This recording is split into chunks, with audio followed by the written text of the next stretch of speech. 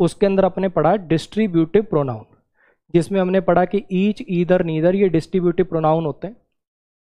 Each, either, neither ये distributive pronoun होते हैं, हाँ कि ना।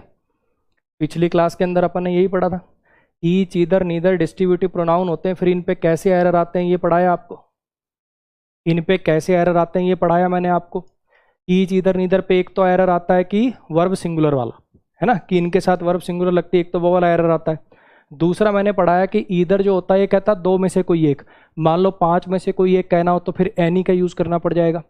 नीदर जो होता है वो कहता है दोनों में से कोई नहीं, लेकिन अगर 5 में से कोई नहीं कहना हो तो नन का यूज़ करना पड़ जाएगा। इस टाइप के कुछ सवाल इन पे आपको देखने को मिलते हैं। क्लियर हो गया? चलो जी, both of the guests have not come yet, both of the guests have not come yet. Clear हुआ? अब इसको जरा समझने की कोशिश करना, इसको जरा समझने की कोशिश करना। ये छोटा सा एक पॉइंट है, ये छोटा सा एक पॉइंट है। बेसिकली क्या है कि आप जब डिक्शनरी में टाइप करोगे ना, आप जब अच्छी कोई भी डिक्शनरी होगी, लॉन्गमैन होगी, ऑक्सफोर्ड होगी, कॉलिंस होगी, कोई भी अच्छी डिक्शनरी अगर आपके पास है, आप उसको देखोगे तो आप उसके अंदर पाओगे कि उसके अंदर स्पेशली लिख रखा होगा बोथ को नेगेटिव सेंटेंस के अंदर यूज मत किया करो, बोथ को नेगेटिव क्लॉज के अंदर यूज मत करो। यानी जिस क्लॉज के अंदर बोथ है वो नेगेटिव वाला नहीं होना चाहिए। कुछ वर्ड्स होते हैं ना यार, वर्ड्स का नेचर होता है। जैसे एक वर्ड है, जैसे एक वर्ड है आई विश, या सॉरी आई होप कह लो, आई होप। होप के बाद कभी ना गलत बात नहीं लिख सकते आप, ऐसे नहीं लिख सकते आई होप कि उसकी टांग टूट जाए, ठीक है। I hope that he meets with an accident, ऐसे नहीं। होप के बाद हमेशा पॉजिटिव बात करी जाएगी। तो अलग अलग वर्ड्स के कुछ नेचर होते हैं। ऐसे ये जो बोथ वर्ड है, ऐसे ये जो बोथ वर्ड है, ऐसे ही ये जो बोथ वर्ड है ये नेगेटिव है, मतलब नेगेटिव में यूज नहीं होता। ऐसे ये जो बोथ वर्ड है ये नेगेटिव के अंदर यूज नहीं होता। क्लियर हुई इतनी बात? अच्छा जी, अब इसको जरा सीखने समझने की कोशिश करेंगे कि फिर इसको ठीक कैसे करें। अब गलती तो इसके अंदर ये है, गलती तो इसके अंदर ये है कि बोथ को नेगेटिव में यूज नहीं किया जाएगा। गलती तो इसके अंदर ये है कि बोथ को नेगेटिव के अंदर यूज नहीं किया जाएगा। ठीक है जी, ये आपको याद रखना है। कुछ वर्ड्स के नेचर हैं, कुछ वर्ड्स हैं। ये तो वही बात होगी कि मैं उम्मीद करता हूं कि सामने वाले की टांग टूट जाए, अब तुम्हारी नज़र में ठीक होगा, लेकिन होप जो वर्ड है उसको पॉजिटिवली यूज करते हैं। ऐसे कुछ वर्ड्स हैं, कुछ ऐसे वर्ड्स आएंगे जैसे येट है, येट को आप जनरली नेगेटिव में ही देखोगे, वो अभी तक नहीं आए, दे हैवंट कम येट, ऐसे करके। तो कुछ वर्ड्स के नेचर होते हैं, कुछ पॉजिटिव में यूज होते हैं, कुछ नेगेटिव में यूज होते हैं। बोथ जो है एक ऐसा वर्ड है जो नेगेटिव में जनरली यूज नहीं करते अपन। अब सेंटेंस मेरे पास ये है जिसके अंदर नेगेटिव लिखा हुआ है, तो आखिर किया क्या जाए, इसको सही कैसे करें फिर? तो उसी डिक्शनरी में नीचे स्टार मार्क करके लिखा होगा कि जब भी बोथ को हटाएंगे, जब भी बोथ हटाएंगे, सोचो क्या लगाएंगे। आप सोचो एक बार आप सोचना कि ये नेगेटिव है, बोथ तो आ नहीं सकता, तो यहाँ पे क्या लगाएं, सोचो एक बार थोड़ा सा।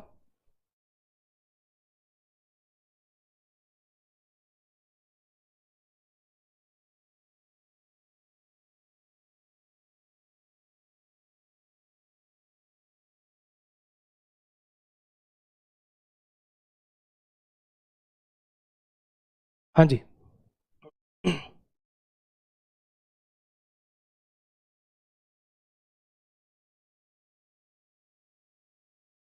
सोचा कुछ?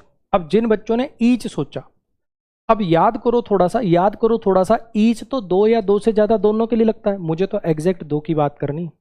अगर यहाँ पे ईच लगा देंगे, अगर यहाँ ईच लगा देंगे तो कैसे पता चलेगा कि दो गेस्ट थे कि दो से ज्यादा?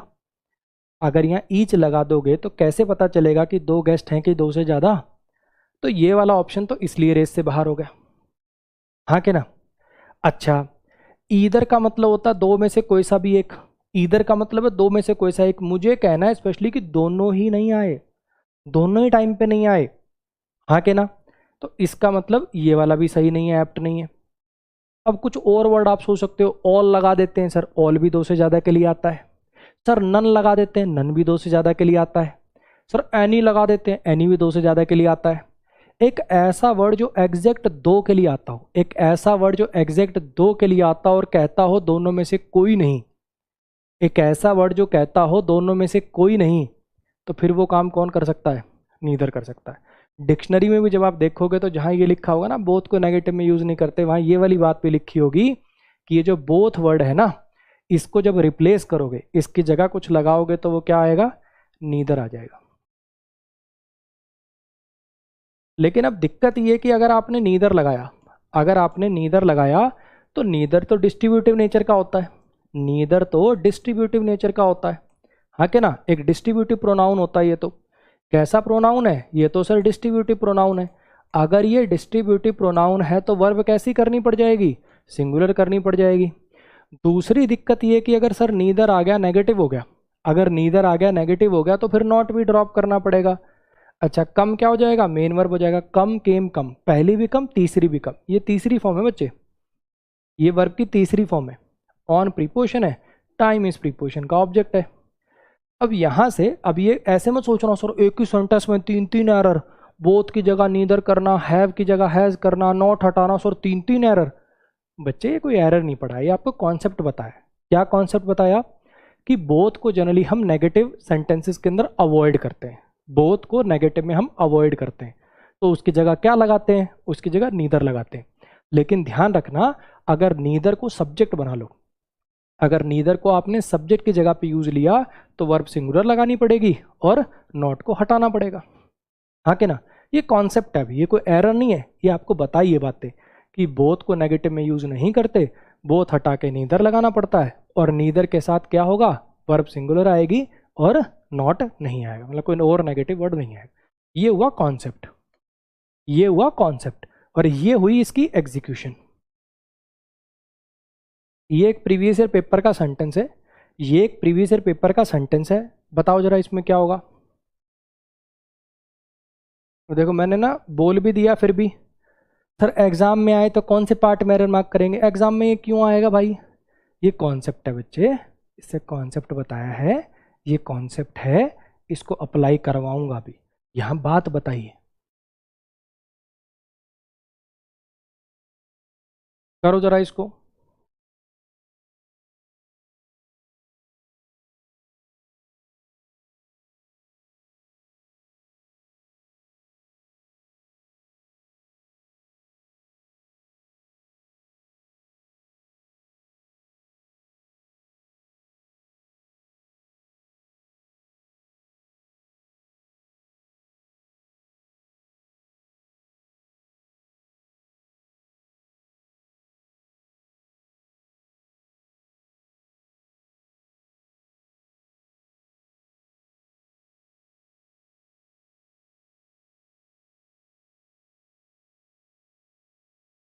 हाँ जी, इंग्लिश और हिंदी दोनों आसान भाषाएं, English subject and conjunction, Hindi subject, ये दोनों सब्जेक्ट हो गए, इनको कंजंक्शन से जोड़ा हुआ है, इनको कंजंक्शन से जोड़ा हुआ है, हाँ के ना। आर क्या बन गया, आर लिंकिंग वर्ब बन गया। लैंग्वेजेस क्या बन गया, सब्जेक्ट कॉम्प्लीमेंट बन गया, नाउन है, टाइप इसकी कॉमन है। इजी क्या हो गया, क्वालिटेटिव एडजेक्टिव बन गया, इजी क्या बन गया, क्वालिटेटिव एडजेक्टिव बन गया, हाँ के ना। English and Hindi are easy languages, English और हिंदी आसान भाषाएं। लेकिन अब आया आगे बट, लेकिन ही कांट स्पीक बोथ, वो दोनों ही नहीं बोल सकता, ही कांट स्पीक बोथ, वो दोनों ही नहीं बोल सकता। वैसे तो ये आसान भाषाएं हैं, लेकिन वह दोनों ही नहीं बोल सकता। अभी हमने पढ़ा कि बोथ को नेगेटिव क्लॉज में हम यूज नहीं करते, बोथ को नेगेटिव क्लॉज के अंदर हम यूज नहीं करते, लेकिन यहाँ तो हमने लिख दिया but he can't speak both, लेकिन वह दोनों ही नहीं बोल सकता। तो बोथ आ गया तो उस क्लॉज में नेगेटिव नहीं होना चाहिए, इस क्लॉज में हो सकता है, इसमें हो सकता है, जिस क्लॉज में बोथ है उसमें नेगेटिव हमें अवॉइड करना चाहिए। तो अब यहाँ पे करें क्या, काफ़ी बच्चे यहाँ पे सोचेंगे कि सर एक काम करते हैं, बोथ की जगह पे ईदर लगा देते हैं, ही कांट स्पीक ईदर। सही है बच्चे, वो भी चल जाएगा, दो तरीके से इसको ठीक कर सकते हो, या तो ऐसा लिख लो, या तो ऐसा लिख लो, ही कांट स्पीक ईदर,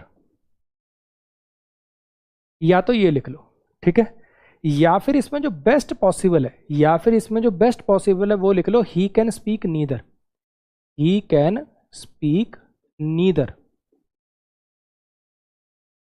ये बेस्ट रहेगा, ये बेटर रहेगा। रीजन बताता हूं क्यों।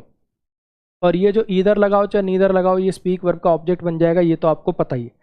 ये वाला सही है भी है, कोई दिक्कत नहीं, लेकिन ये बेहतर है। एक बात बताओ, अगर आपको नॉट इधर ही लिखना था, अगर आपको बार बार इधर नॉट ही लिखना था, तो फिर नीदर वर्ड का तो कोई अस्तित्व ही नहीं रहेगा। नीदर वर्ड बनाया किस लिए हमने? नीदर वर्ड का इंग्लिश में फंक्शन यही तो है ना कि दो की बात करनी हो और कहना हो दोनों में से कोई नहीं, तो नीदर लगाओ। ये इसीलिए तो बनाया था ना नीदर। अगर तुम बेचारे का, ये तो वही बात हो गई, ये तो वही बात होगी, ये खिलाड़ी तैयार किया कि जब मान लो कोई ऑस्ट्रेलिया का एक बॉलर है, या कह लो कि ऑस्ट्रेलिया का एक बैट्समैन है, वो ऐसी बॉल पर आउट होता है, तो उसको खिलाते रहे 1.5 साल उसको तैयार करते रहे कि भैया उस बैट्समैन को जिस दिन होगा ना, उस बैट्समैन के सामने जब तेरे को लाना होगा तो तुझे ही लेके आएंगे, तुझे ही लेके आएंगे। और उसी दिन किसी और को मैच खिला दिया, तो खिलाया ही नहीं। ये तो वही वाली बात हो गई। अरे हाँ के ना, कि अगर अगर हमने नीदर ही लिखना था, मतलब इधर ही लिखना था, नॉट प्लस इधर ही लगाना था, तो फिर नीदर का तो अस्तित्व ही खत्म हो जाएगा। तो बेहतर ऑप्शन बच्चे ये रहेगा कि यहाँ पे आप नॉट हटा दो, कैन कर लो, और यहाँ पे नीदर लिख लो। मेरी बात आई समझ में? मैं ये नहीं कह रहा हूँ कि ये गलत है, चल ये भी जाएगा, लेकिन ये बेहतर है।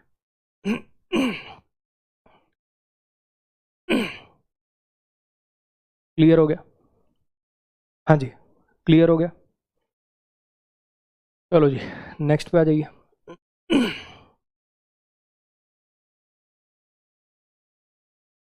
अब थोड़ा सा जैसे मैंने आपको बताया था ना, जैसे मैंने आपको बताया था कि बेसिक्स बीच बीच में आता रहेगा दोबारा। अभी अपन ने पढ़ लिया, हल्का सा पर्सनल प्रोनाउन पढ़ा है। पर्सनल प्रोनाउन का एक टाइप का एरर जो प्रीपोजिशन का ऑब्जेक्ट बनने वाला एरर है, वो आगे आएगा अभी। उसके बाद हमने पढ़ा कौन सा अपना पजेसिव प्रोनाउन, फिर पढ़ा रिफ्लेक्सिव प्रोनाउन। रिफ्लेक्सिव प्रोनाउन का भी एक टाइप का एरर है, वो अभी आगे मिसलिनियस में आएगा। एक अपना फिर अपन ने पढ़ा एम्फेटिक प्रोनाउन और फिर डिस्ट्रीब्यूटिव प्रोनाउन। अभी अगला अपने को पढ़ना है डेमोन्स्ट्रेटिव। तो डेमोन्स्ट्रेटिव पढ़ने के लिए एक छोटे से कॉन्सेप्ट की यूज भी आएगी। तो अभी अपन आगे उसी से रिलेटेड कुछ बात पढ़ रहे हैं, ठीक है? हाँ जी,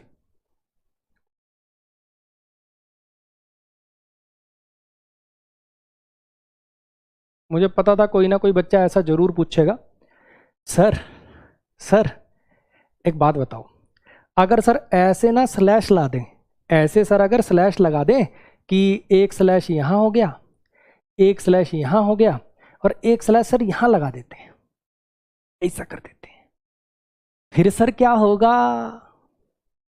अरे फिर दूसरा इलाज कर लेंगे यार, ये बोथ काट के इधर लगा लेंगे, फिर इधर वाला कर लियो भाई।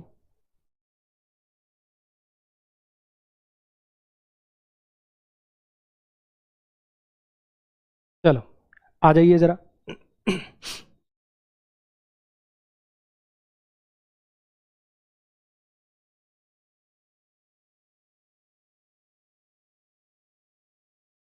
V1 प्लस में ING। अगर अभी मैं आपसे पूछूं रीडिंग क्या होता है, तो सर वर्ब होता है। रीडिंग, डांसिंग, सिंगिंग, स्विमिंग क्या है ये? तुम कहोगे सर वर्ब होता है ना? लेकिन अभी अपन ने क्विज के अंदर भी देखा, the old man told a fascinating story. Fascinating क्या बन गया था? एडजेक्टिव बन गया था। तो जरूरी नहीं कि V1 प्लस ING जब भी आए तो वर्ब ही हो, जरूरी नहीं है ना? आओ जरा, आओ जरा। V1 plus ING English grammar में 3 काम कर सकता है, या तो वर्ब बन सकता है, या नाउन बन सकता है, या एडजेक्टिव बन सकता है, ठीक है? और मुझे कैसे पता चलेगा कब ये वर्ब है, कब ये नाउन है, कब ये एडजेक्टिव है? अरे तुझे पता है, बस तुझे अपनी शक्तियों का एहसास नहीं है। अगर तूने बेसिक ढंग से पढ़ा है तो तुझे पता है। बात मेरी मान, अभी तू खुद ही करके दिखाएगा, मेरे बिना बताए तू खुद करके दिखाएगा। इज, एम, आर, वाज, वर, अगर ये सब बी की फॉर्म हेल्पिंग वर्ब लगी हो, यानी is, am, are, was, were etcetera, अगर ये सब हेल्पिंग वर्ब लगी हो, अगर ये सब हेल्पिंग वर्ब लगी हो, तो समझ जाना कि ये क्या काम कर रहा है? मेन वर्ब बनने का काम कर रहा है। अगर तुझे V1 प्लस ING किसी वाक्य में सब्जेक्ट ऑब्जेक्ट बनता हुआ नजर आ जाए, तो समझ जाना कि क्या काम कर रहा है? ये तो सर नाउन बन रहा है। अगर वो किसी नाउन या प्रोनाउन के साथ लगकर उसकी विशेषता बताता हुआ नजर आ जाए, तो समझ जाइए क्या कर रहा है? एडजेक्टिव बना। जैसे उसमें था ना, फैसिनेटिंग स्टोरी, इंटरेस्टिंग मूवी। आसान है, एक बार खुद पे भरोसा रख, तू कर लेगा। एक बार खुद पे भरोसा रख, तू कर लेगा, मान मेरी बात। एक बार फिर से देख लो, V1 plus ING English grammar के अंदर 3 काम कर सकता है, या तो वर्ब बन सकता है, या नाउन बन सकता है या एडजेक्टिव बन सकता है, ठीक है। Is am are was were दे रखा हो, फिर आई एन जी आ रहा हो, एक्शन को रिप्रेजेंट कर रहा हो, एक वही इकलौती वर्ब बन रहा हो, तो समझ जाइए वर्ब है। अच्छा सब्जेक्ट ऑब्जेक्ट बनने काम कर रहा हो तो समझ जाइए नाउन है। अगर किसी नाउन के साथ लगकर उसकी विशेषता बता रहा हो तो समझ जाइए एडजेक्टिव है। करो ट्राई, आ जाओ। कुछ सेंटेंसेस दिखा रहा हूँ, पहले खुद ट्राई करो, मैं तो पढ़ाऊंगा ही। हर एक सेंटेंस को 30-30 सेकंड के लिए दिखा रहा हूँ, एक एक ट्राई खुद लो।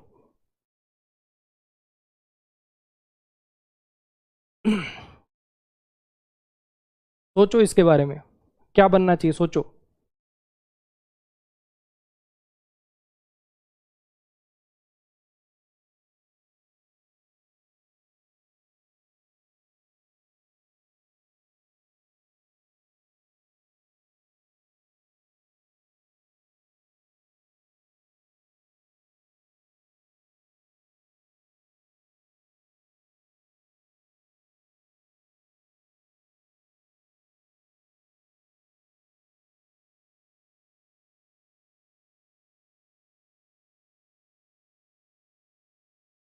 इसके बारे में सोचो। यहाँ पे आपको क्या लग रहा है, स्मोकिंग क्या बन रहा होगा?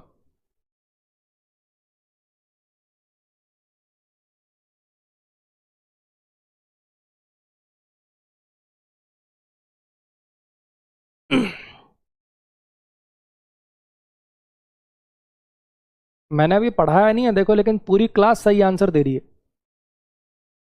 मैंने अभी पढ़ाया नहीं है लेकिन पूरी क्लास सही आंसर दे रही है आपको। इसमें बताओ ये रनिंग क्या बनेगा? इसमें बताओ ये रनिंग क्या बनेगा?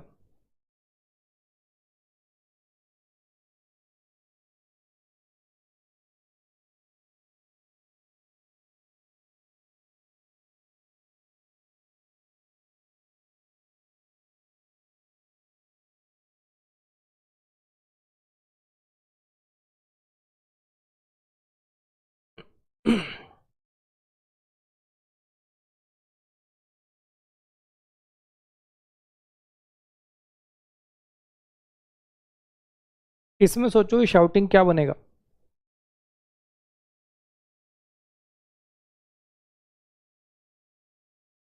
करो ट्राई।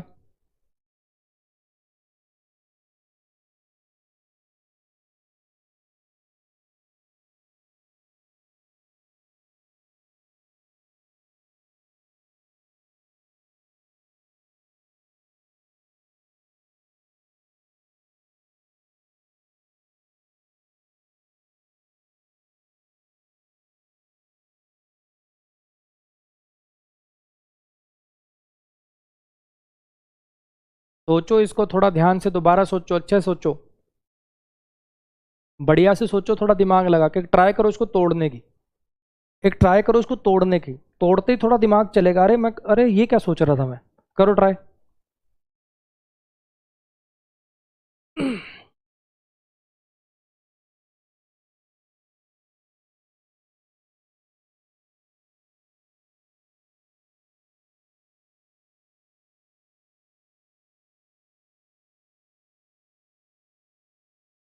इसमें बताओ।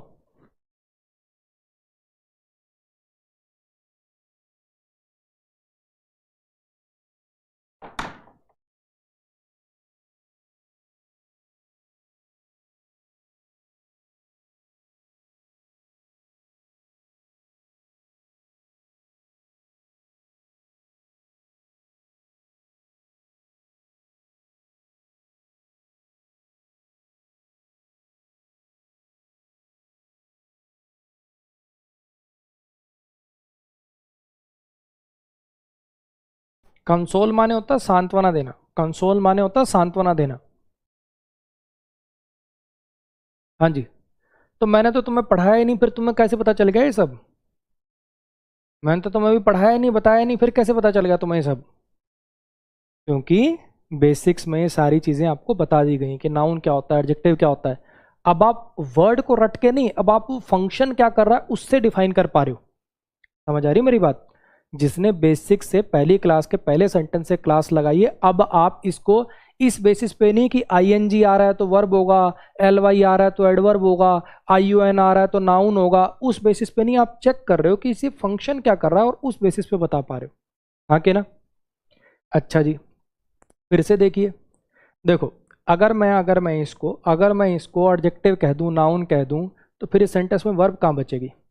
ऐसा तो है नहीं कि इज को लिंकिंग वर्ब कह लूं, क्योंकि राहुल और मूवी एक तो है नहीं, राहुल और मूवी एक तो है नहीं कि मैं इसको लिंकिंग वर्ब कह दूंगा और इसको राहुल और इसको सब्जेक्ट कॉम्प्लीमेंट, ऐसा तो है नहीं।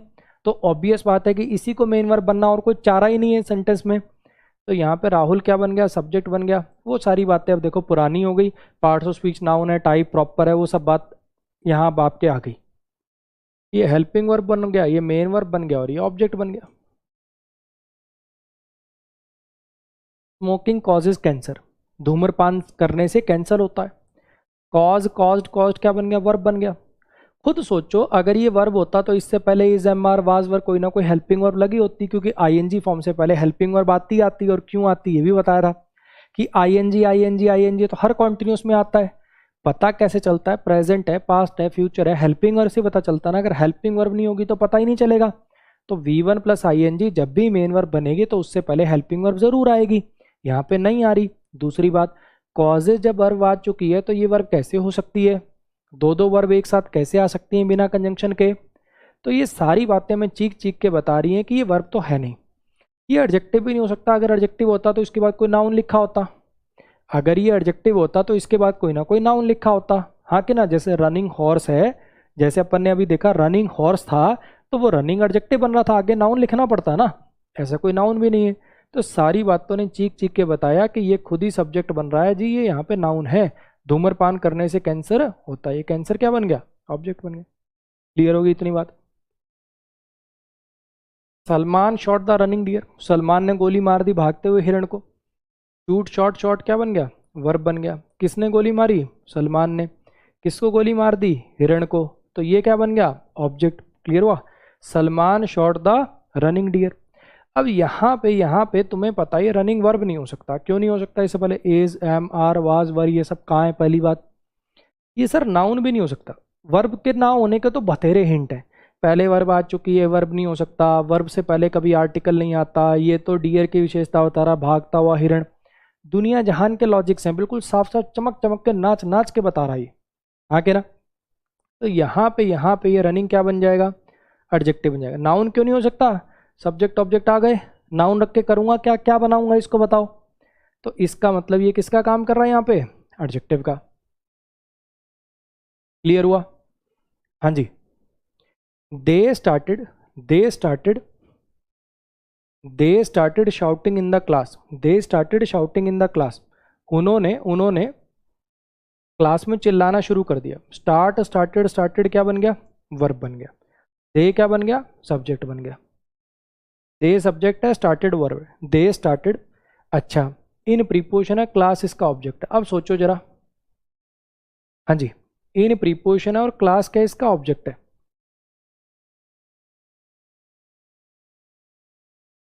अब मुझे बताओ जरा, क्या ये शाउटिंग जो है ये वर्ब हो सकती है? वर्ब तो पहले आ गई। क्या ये एडजेक्टिव हो सकता है? अगर ये एडजेक्टिव होता तो इसके बाद नाउन होता ना यार। एडजेक्टिव होता तो इसके बाद नाउन होता। अरे हाँ के ना?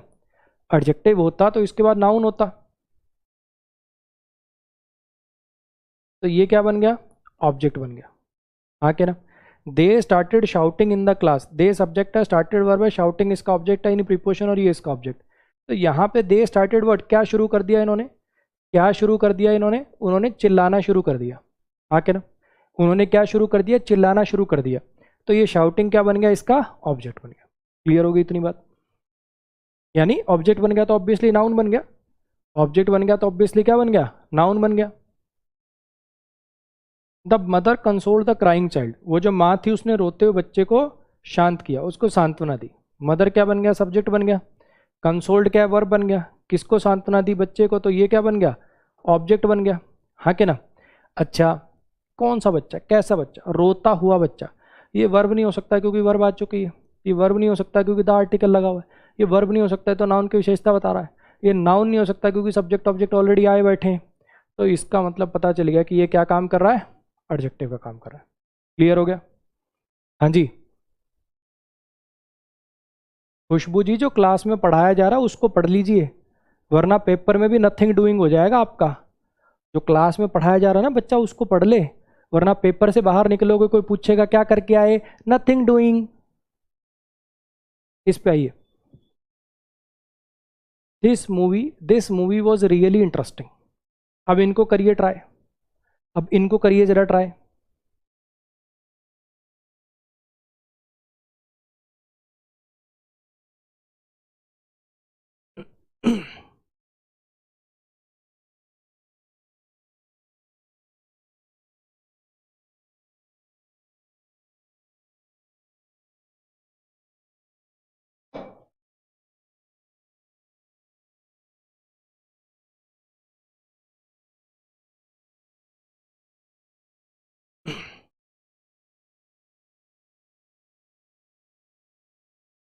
This movie was really interesting, ठीक है।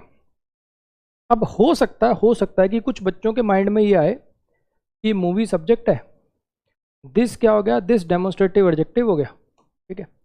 दिस क्या हो गया, डेमोन्स्ट्रेटिव एडजेक्टिव हो गया। हो सकता है कि कुछ बच्चों के मन में ये आए कि ये हेल्पिंग वर्ब हो गया और इसको मैं मेन वर्ब कर देता हूँ, है ना। बच्चे ने ऐसी चीज़ें अक्सर सुनी होती हैं, he is dancing, he is playing, he is sleeping. तो ऐसा हो सकता है मन करे कि ऐसा कर दूं, हाँ कि ना। लेकिन ये गलत है। क्यों गलत है, सोच के देख, इसमें कोई एक्शन हो रहा है, क्योंकि अगर तू इसको मेन वर्ब मान रहा है, आईएनजी को मेन वर्ब मान रहा है, यानी तू कॉन्टिन्यूस टेंस मांग रहा है। और कॉन्टिन्यूस टेंस कब लगता है, जब कोई काम चल रहा हो। वह सो रहा है, वह खा रहा है, वह हंस रहा है, यहाँ कौन सा काम चल रहा है भाई। यहाँ तो खाली मूवी के बारे में कुछ बताया जा रहा है। मूवी कैसी है, मूवी बड़ी इंटरेस्टिंग थी। मूवी कैसी थी, मूवी बड़ी इंटरेस्टिंग थी। तो यहाँ पे वॉज क्या बन जाएगा, यहाँ पे ऐसे सेंटेंसेस जिसमें किसी के बारे में कुछ बताना हो, कोई एक्शन ना हो, तो यानी ये क्या बनेगा, यानी ये बनेगा आपका लिंकिंग वर्ब। अच्छा, और ये शब्द क्या बनेगा, सब्जेक्ट कॉम्प्लीमेंट बनेगा। क्या बनेगा, सब्जेक्ट कॉम्प्लीमेंट बनेगा। रियली अब यहाँ पे एक डाउट आ सकता है बच्चे के माइंड में। कितने बच्चों के माइंड में ये डाउट आ रहा है कि इंटरेस्टिंग सर नाउन हो सकता है क्या, सर इंटरेस्टिंग नाउन हो सकता है क्या। कितने बच्चों के माइंड में डाउट आ रहा है कि सर इंटरेस्टिंग नाउन हो सकता है क्या, क्योंकि सब्जेक्ट कॉम्प्लीमेंट बनने का काम तो नाउन भी कर सकता है, एडजेक्टिव भी कर सकता है।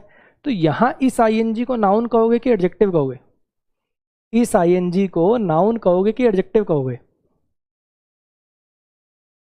देखो इस सेंटेंस में मुझे बताना, देखो एक बात बताओ, इज क्या बनी, लिंकिंग वर्ब बनी, ही सब्जेक्ट हो गया। ये जो वर्ड है स्मार्ट, ये सब्जेक्ट कॉम्प्लीमेंट बन रहा है। और सब्जेक्ट कॉम्प्लीमेंट तुम्हें पता है दो चीज़ बन सकते हैं, सब्जेक्ट कॉम्प्लीमेंट या तो नाउन हो सकता है या एडजेक्टिव हो सकता है, हाँ कि ना। अब मुझे बताओ कि ये नाउन है कि एडजेक्टिव है, बोलो, ये नाउन है कि ये एडजेक्टिव है। यहाँ 1% बच्चे को भी डाउट नहीं है, यहाँ हर बच्चा फटाक से बोलता है सर नाउन है, सॉरी एडजेक्टिव है। हर बच्चा बोल रहा है, एक बच्चा भी यहाँ पे नाउन नहीं कहेगा, एक बच्चा यहाँ पे नाउन नहीं कहेगा। हर बच्चे के दिमाग में चीज़ क्लियर है, स्मार्ट, स्मार्टर, स्मार्टेस्ट, ऐसे भी क्लियर हो रहा है कि इसकी डिग्री चल रही है। वरना सर देखो, smart boy, smart girl, smart move, तो सर स्मार्ट तो किसी नाउन की विशेषता बता रहा है ना, तो सर एडजेक्टिव हो गया, हाँ के ना। तो यहाँ जैसे तू ये दिमाग लगा रहा है, जैसे यहाँ तू अपना ये दिमाग चला रहा है, थोड़ा सा यहाँ भी चला ले, थोड़ा सा यही दिमाग यहाँ चला और फिर मुझे सोच के बता कि ये नाउन है कि एडजेक्टिव है। थोड़ा सा ये वही सेम दिमाग यहाँ चला और फिर मुझे सोच के बता कि ये नाउन है कि एडजेक्टिव है, बोलो। Interesting movie, interesting person, interesting story, sir ये तो एडजेक्टिव बनता है। तो बस फिर हो गया ना काम, क्यों बोल रहा था फिर इसको नाउन, क्या बनेगा ये, एडजेक्टिव बनेगा। और दूसरी बात, ये हिंट नहीं दिख रहा तुम्हें, रियली बिग, और रियली बिग, बहुत ज्यादा बड़ा। Really, it was really easy, अरे बहुत ज्यादा आसान था, इजी एडजेक्टिव है, really easy, really easy question, हाँ के ना। ये तो एडवर्ब ऑफ डिग्री है, और एडवर्ब लगा हुआ है तो एडवर्ब नाउन के लिए तो आते नहीं, एडवर्ब तो एडजेक्टिव के लिए ही आते हैं। इससे भी पता चल रहा था तुम्हें, हाँ के ना। चलो इस सेंटेंस को और कर दो फिर, लगे हाथ फिर तुम इसको भी तोड़ दो, बता दो जरा इसमें क्या होगा।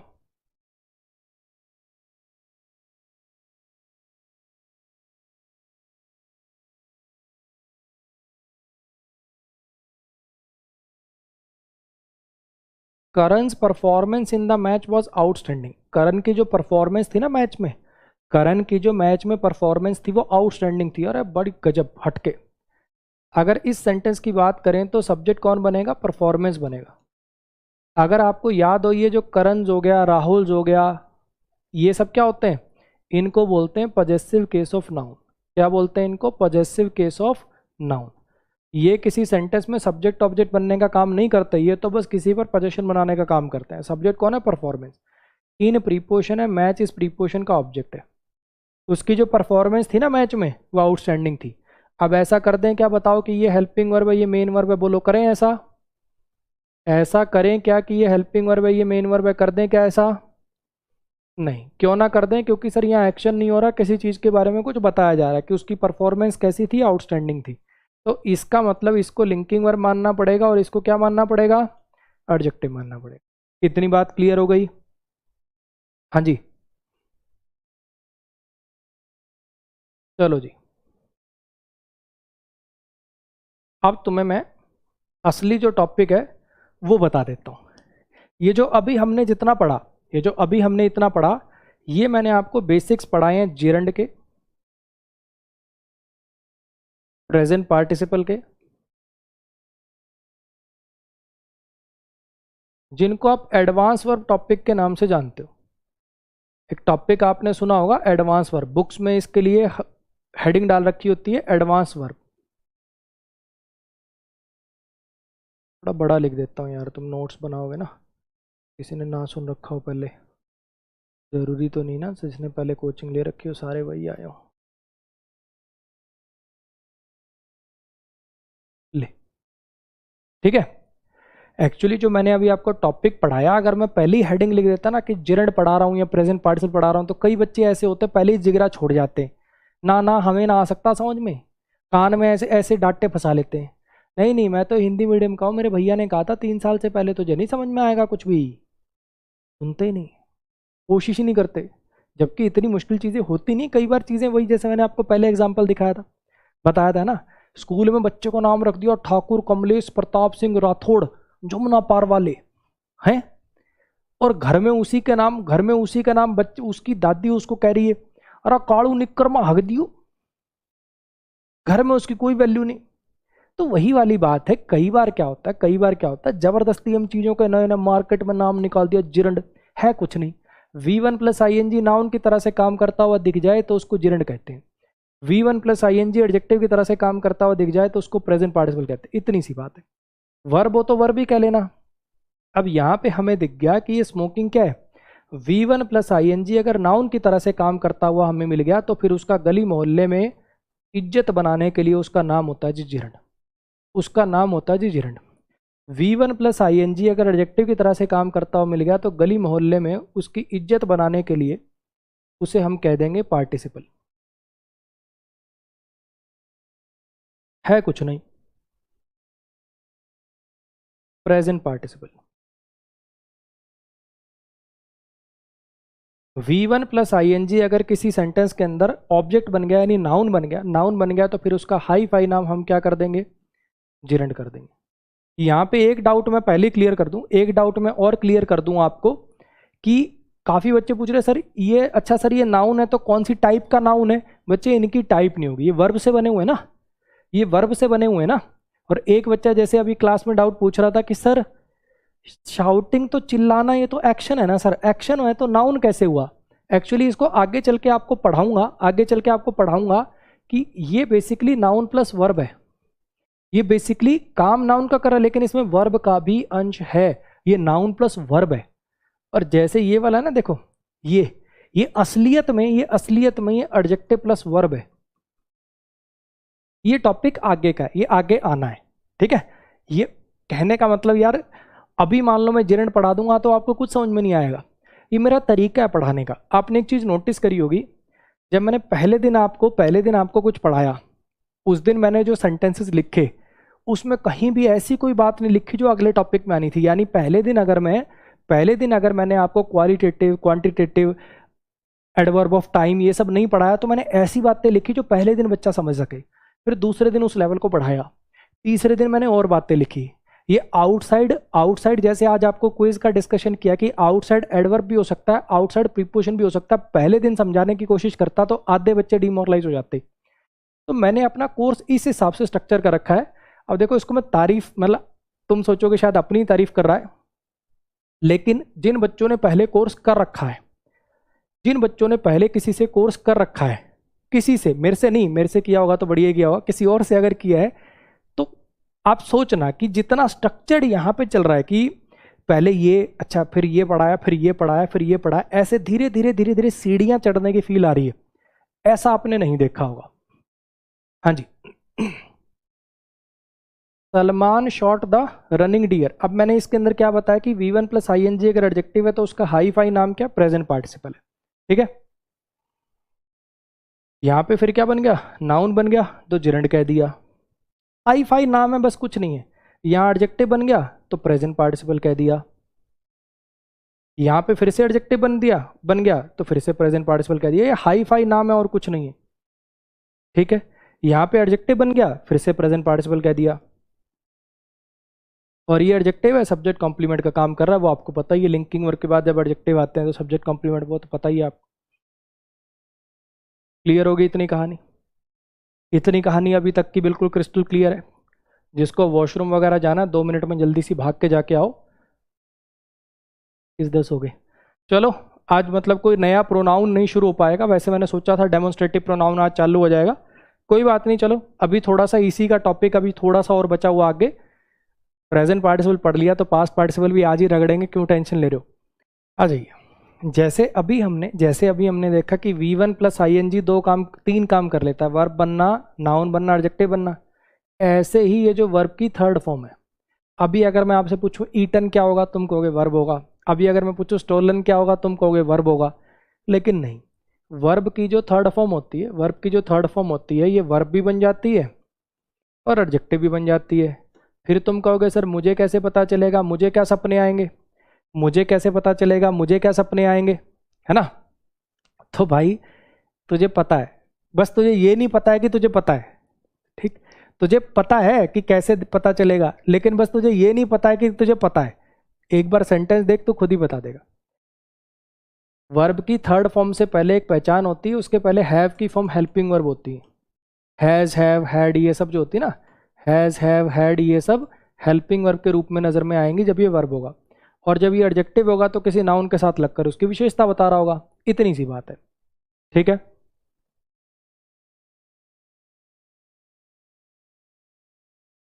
इन दोनों सेंटेंसेस को देखो आराम से, और सोचने की कोशिश करो, सोचने की कोशिश करो कि गिवन यहां पर क्या बनेगा। आराम से सोचो।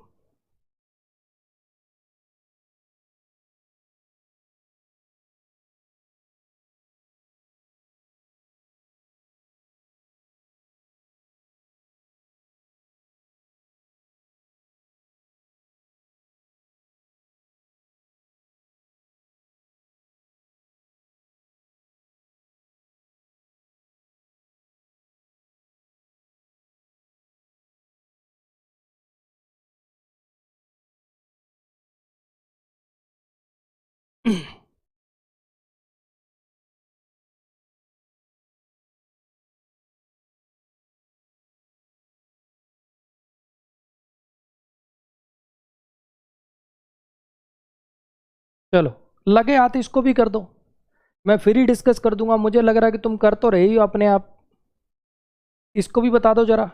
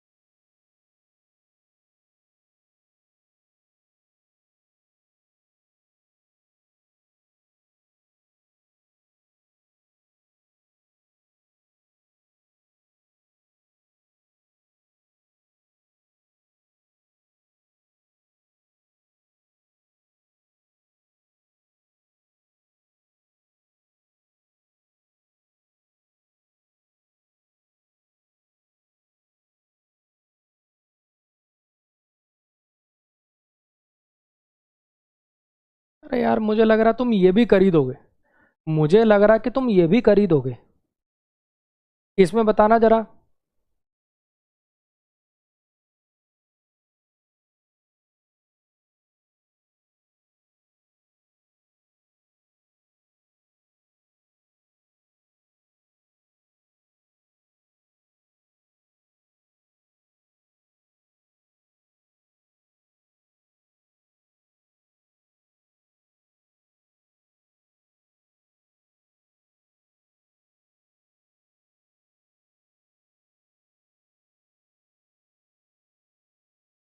चलो जी, बहुत बढ़िया, आ जाओ, रगड़ देते हैं बस अब इनको। They have given some instructions to mister Gupta, they have given some instructions to mister Gupta. अब तुम्हें पता चल गया कि दे क्या है, सब्जेक्ट है प्रोनाउन है, दे क्या है, सब्जेक्ट है प्रोनाउन है, ठीक है। अब ऑब्वियस बात है, ऑब्वियस बात है कि यहाँ पे ऐसा तो कर नहीं सकते they have instructions, they subject है वर्ब ये कर दूं, है ना। अच्छा, क्योंकि उनके पास इंस्ट्रक्शन है, ये कहना है कि ये टू से पता चला किसी को कुछ दिया गया है, उन्हें उन्होंने कुछ इंस्ट्रक्शंस दी हैं मिस्टर गुप्ता को, तो एक्शन हुआ है, एक्शन हुआ है तो वर्ब आएगी, वर्ब आएगी तो इसका मतलब ये वाला हैव हेल्पिंग वर्ब बनेगा, ये वाला गिवन मेन वर्ब बनेगा, हाँ के ना। अच्छा, इंस्ट्रक्शंस क्या बन जाएगा, ऑब्जेक्ट बन जाएगा, नाउन बन जाएगा।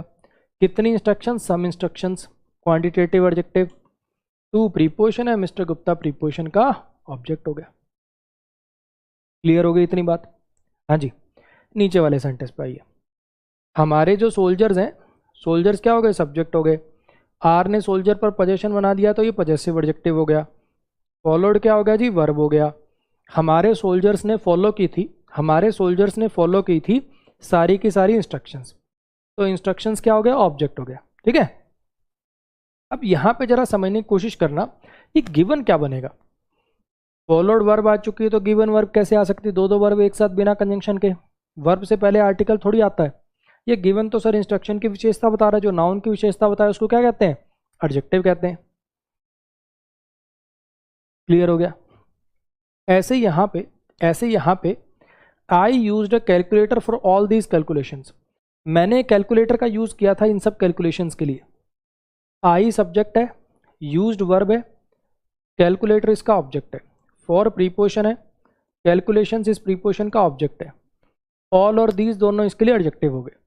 ऑल क्वांटिटेटिव वाला और दीज डेमोन्स्ट्रेटिव वाला। ये सारी बातें दिमाग में हो जाती हैं बड़ी आसानी से, देखते खटखट खटखट पूरा दिमाग ऐसे एक्सरे कर देता है सेंटेंस का। इस पे आ जाओ। बाय बॉट बॉट क्या बन गया, वर्ब बन गया। मोहन क्या बन गया, सब्जेक्ट बन गया। मोहन ने खरीदी थी, क्या खरीदी थी, तो कार खरीदी थी। और प्रीपोजिशन है, किसके लिए खरीदी, वाइफ के लिए खरीदी थी। हिज ने पोजेशन बना दिया तो ये पॉजेसिव एडजेक्टिव हो गया। अब यहाँ पे यूज्ड क्या कर रहा है, बॉट वर्ब है तो यूज्ड वर्ब नहीं हो सकता, वर्ब से पहले आर्टिकल नहीं आएगा, ये इसके साथ लगकर इसकी विशेषता बता रहा है। ये सारी बातें चीख चीख के बता रही हैं कि यूज्ड क्या बन रहा, एडजेक्टिव बन रहा।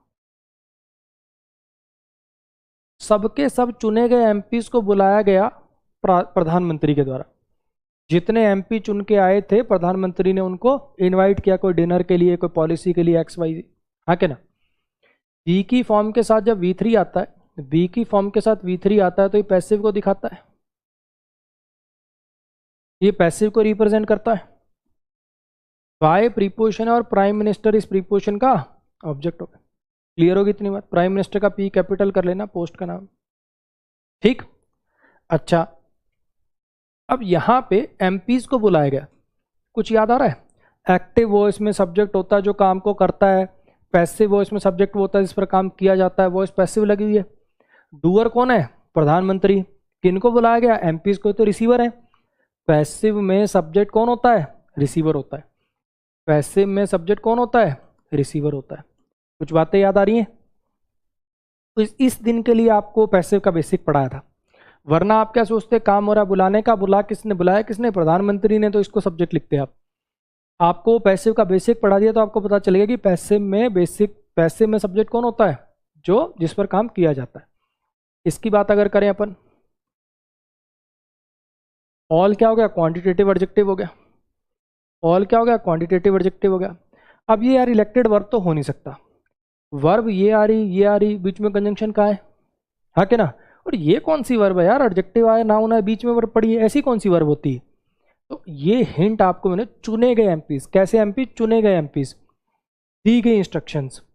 इस्तेमाल हुई हुई गाड़ी, सेकेंड हैंड गाड़ी, यूज्ड कार, तो जो एक नाउन के साथ लगकर उसकी विशेषता बता दे, क्या कह देंगे उसको? एडजेक्टिव कह देंगे। क्लियर होगी इतनी बात?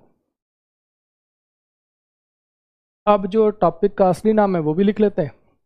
वर्ब की तीसरी फॉर्म जब एडजेक्टिव की तरह से काम करती है तो उसके लिए हाई फाई वर्ड आप पास्ट पार्टिसिपल यूज करते हो। वर्ब की तीसरी फॉर्म जब एडजेक्टिव की तरह से काम करती है तो उसके लिए हाई फाई नाम जो आप यूज करते हो वो पास्ट पार्टिसिपल यूज करते हो। ठीक है? तो अब यहां पे जब ये एडजेक्टिव की तरह से काम कर रही है तो इसका हाई फाई नाम पास्ट पार्टिसिपल हो जाएगा। यहां पे जब ये एडजेक्टिव की तरह से काम कर रहा है तो इसका हाई फाई नाम पास्ट पार्टिसिपल हो जाएगा। यहां पे जब ये एडजेक्टिव की तरह से काम कर रहा है तो इसका हाई फाई नाम पास्ट पार्टिसिपल हो जाएगा। इतनी सी बात है जी। बोलो, क्लैरिटी आई? कुछ डर कम हुआ इन शब्दों का? ये जो शब्द आपने आज तक सुने थे, जिरंड, अब आपको पता चल गया कि जिरंड कुछ नहीं है। V1 प्लस में ING यदि नाउन की तरह से काम कर दे तो उसको जिरंड कहते हैं। ये जो वर्ड्स आपने सुने थे प्रेजेंट पार्टिसिपल,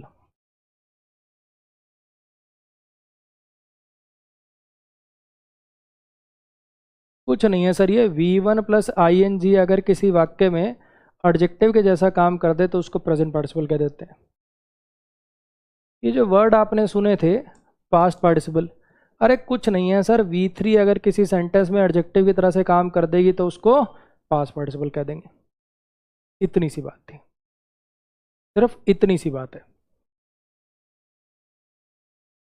हाँ जी, क्लियर हुआ? चलो।